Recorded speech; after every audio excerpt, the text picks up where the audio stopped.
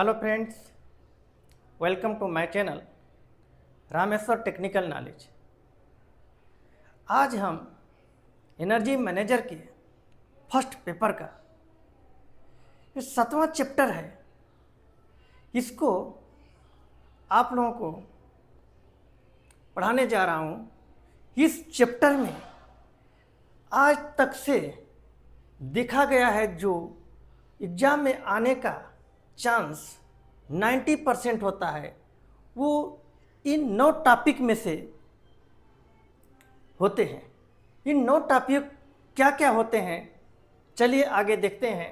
Simple पे back period SPP, दूसरा है रिटर्न ऑन इन्वेस्टमेंट ROI, तीसरा है नेट प्रेजेंट वैल्यू NPV, चौथा है internal rate of return IRR, पांचवा है डिस्काउंट कैश फ्लो DCF, ये छठवां है कैश फ्लो, सातवां है रिस्क एनालिसिस, आठवां है सेंसिटिविटी एनालिसिस, नौवां है ESCO। ESCO मतलब एनर्जी सर्विस कंपनी है, एनर्जी सर्विस कंपनी है। ये 5 टॉपिक में से यह एग्ज़ाम में इन टॉपिकों में से 95% आने की चांस होता ही होता है, इसलिए आप लोग इसको बहुत अच्छा से ध्यान दे करके समझने का प्रयास करिए। मैं समझा रहा हूँ, आप लोग एक एक पॉइंट को अच्छे से ध्यान देकर समझिए, ताकि आप लोगों को एग्ज़ाम में इनमें से कोई टॉपिक आ जाए उसको छोड़कर ना आए। आगे चलिए समझाते हैं। पहला है सिंपल पे बैक पीरियड, जिसके बारे में मैं अभी कुछ समय पहले बता चुका हूँ और फिर एक बार बताता हूँ। सिंपल पे बैक पीरियड मतलब टाइम पर डिपेंड करता है। ये क्या है सिंपल पे बैक पीरियड? पीरियड मतलब आप ऑलरेडी समझिए, टाइम पर डिपेंड करेगा। क्या होता है सिंपल पे बैक पीरियड? जैसे कोई प्रोजेक्ट में जो इन्वेस्टमेंट किया जाता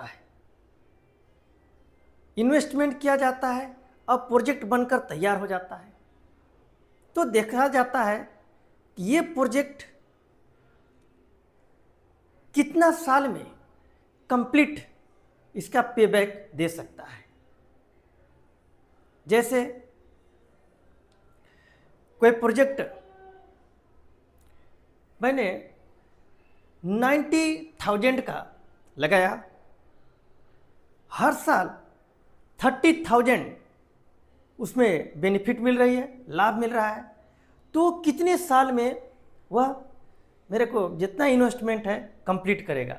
ऑलरेडी होगा, पहला साल 3,000, 30,000, दूसरा साल 60,000, तीसरा साल कि 90,000, इसलिए 3 साल में वो कंप्लीट करेगा।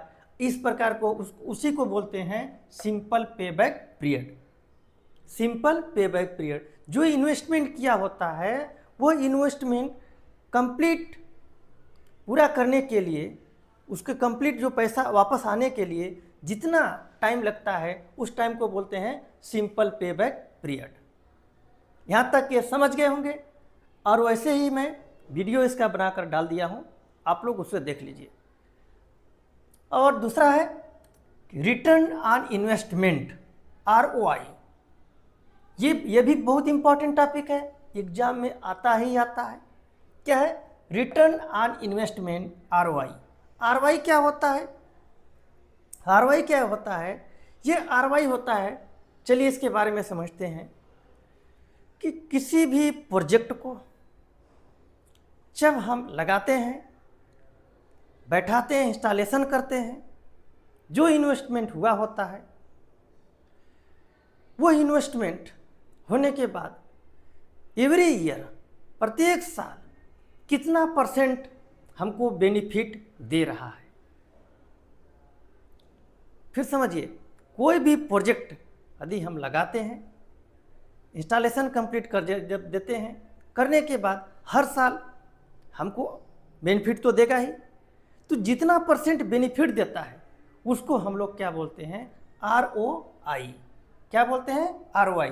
इसके होते हैं रिटर्न ऑन इन्वेस्टमेंट बोलेंगे। जैसे मैं अभी एग्जांपल दिया था, एनर्जी सेविंग के लिए मैंने 90,000 एनर्जी सेविंग के लिए इन्वेस्टमेंट मैंने कितना किया, इन्वेस्टमेंट 90,000 खर्च कर दिया। और उसमें क्या होता है, जब हमको एनुअल सेविंग जो होती है, एनुअल सेविंग उसमें कितना आने लगा,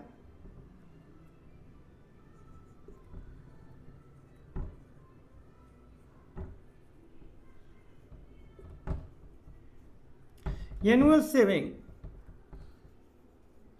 30,000 RS, मतलब एक साल में 30,000 एनुअल सेविंग हो रहा है। तो वह कितने % पर ईयर सेविंग कर रहा है, इसी को बोलते हैं ROI। क्या बोलते हैं, ROI।